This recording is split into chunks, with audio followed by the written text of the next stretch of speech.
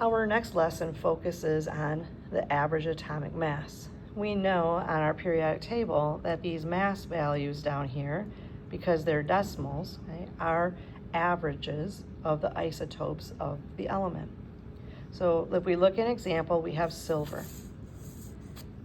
Here's silver on my periodic table. Right. There are only 2 isotopes of silver that occur naturally.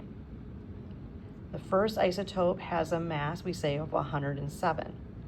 This mass is 106.905 atomic mass units, and it has an abundance of 51.839%. So it means that isotope 107 occurs a little bit more than half the time. Isotope 109 has a mass of 108.905 AMUs and occurs just under half the time at 48.161%. Let's calculate the atomic weight, or the average atomic mass of silver. Because we have 2 isotopes, it means that we have 2 math problems.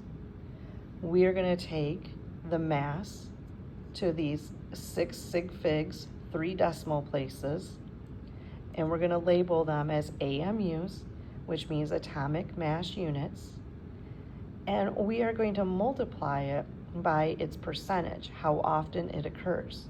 Remember, to convert a percentage to a decimal, we have to move the decimal 2 places to the left. So I have to multiply by 0.51839. I'm going to multiply those 2 values together, and I'm going to take this out to, I went 4 decimal places. 3 or 4 is fine for now. And then I'm going to find isotope 109, and I'm going to take its mass value, atomic mass units, and I'm going to multiply it by how often this one occurs. And I have to take that percentage, move my decimal 2 places to the left to get it in decimal format. I multiply these 2 numbers together, and I get the mass that it contributes. Now, to get the total mass, I have to add these 2 numbers together. So this top number plus this number will equal 107.8682. So my answer here will be in AMUs, atomic mass units. Then I go to my periodic table. I look at silver. What does the mass of silver say? Well, my periodic table only goes to 2 decimal places, but I get 107.87. Does this match 107.87? It matches. So my answer matches the periodic table,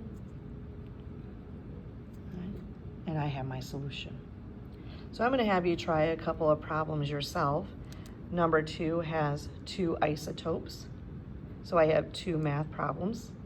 And this guy has 3 isotopes, so I have 3 math problems.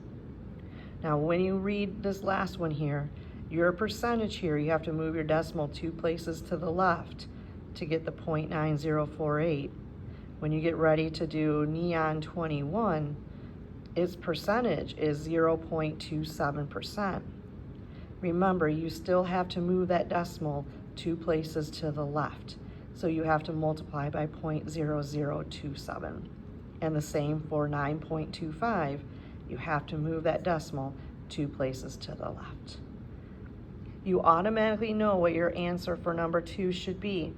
You're looking at chlorine, so if you do the math and you get 35.45 AMUs, you were successful.